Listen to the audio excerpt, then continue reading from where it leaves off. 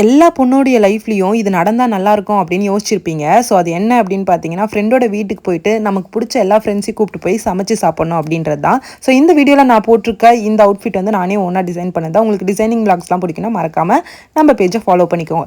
So நானும் என் ஃப்ரெண்டும் ரொம்ப நல்லா பிளான் பண்ணியிருந்தோம். ஸோ யார் வீட்டுக்காச்சும் போய் சமைச்சு சாப்பிட்லாம் அப்படின்னு சொல்லிட்டு இன்றைக்கி வந்து பார்த்தீங்கன்னா ஒரு ஃப்ரெண்டு அவளுடைய வீட்டுக்கு வந்து கரெக்டாக டைம் அமைஞ்சிச்சு. ஸோ போகலான்னு சொல்லி பிளான் பண்ணியிருந்தோம்.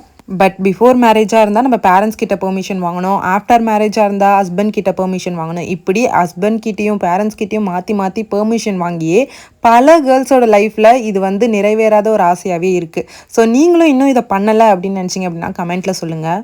பக்கத்தில் இருக்க பிளேஸ்க்கே தனியாக அனுப்பிட்டு பேரண்ட்ஸால் நம்மக்கிட்ட வந்துட்டு எங்கே இருக்க என்ன இருக்க ஏதுன்னு கேட்காம இருக்க முடியல. பிகாஸ் இந்த சொசைட்டி இன்னும் அந்த அளவுக்கு தான் இருக்குது. பட் ஆனால் எல்லாருமே இன்றைக்கி இண்டிபெண்டன்ஸ் டே வந்து செலிப்ரேட் பண்ணிங்க. ஸோ என்ன கேட்டால் அப்படின்னா இன்னுமுமே வந்து நல்ல இண்டிபெண்டன்ஸி கிடைக்கல அப்படின்னு தான் நான் சொல்லுவேன்.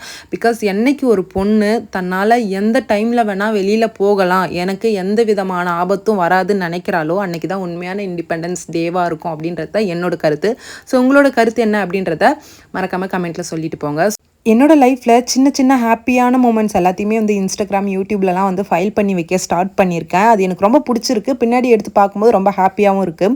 அண்ட் அது முடிச்சுட்டு ஈவினிங் போல் நாங்கள் வீட்டுக்கு வந்து ட்ரெஸ் சேஞ்ச்லாம் பண்ணிவிட்டு பாண்டிச்சேரி யூனிவர்சிட்டியில் பரதநாட்டியம் வந்து இன்றைக்கி வந்துட்டு ஷோ வந்து கண்டக்ட் பண்ணியிருந்தாங்க. ஸோ அதை பார்க்க போகலாம் அப்படின்னு சொல்லி போய் இப்போ போட்டிருந்த இந்த ட்ரெஸ்ஸுமே வந்துட்டு நானே தான் வந்து ஓனாக டிசைன் பண்ணேன். ஸோ ஒரு கிளிட்டரி அனார்கலி மாதிரி வரும். எனக்கு என்னன்னே தெரியாது.